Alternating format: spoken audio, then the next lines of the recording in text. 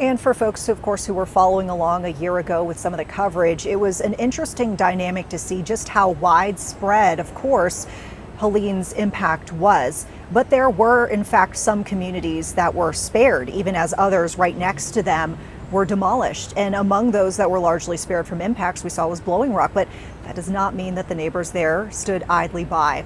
Chief Meteorologist Brad Panovich is showing us how this small town weathered the storm and also became a lifeline for others.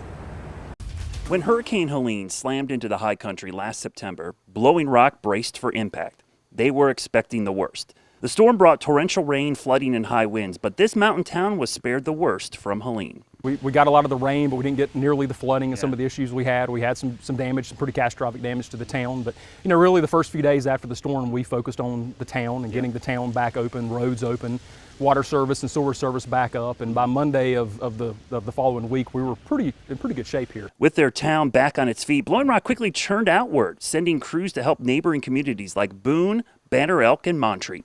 Started with just some, offers from our folks here to go out and try to help. So whether it's our landscaping crew that went out and started helping deliver water to areas that were cut off, Public Works was instrumental in going to places like the Montreat to helping them get water and sewer back together. Police department went from Old Fort to Asheville to Banner Elk and other places in between. Of course, our fire and rescue folks spent a great deal of time those first few days helping out with rescues. Park and Rec even opened up a shelter here and helped assist with the shelter with distributing goods.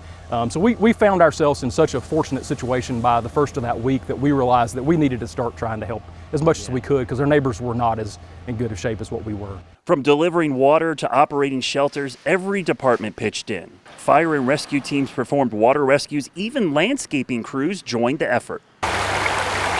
Now a year later, the scar remains, but so does the strength. The town is open, trails are clear, and the Blue Ridge Parkway is welcoming visitors again. We really encourage people to come up here and spend their time and spend their money and be a part of the high country. The weather is turning to fall soon, leaves are going to be turning.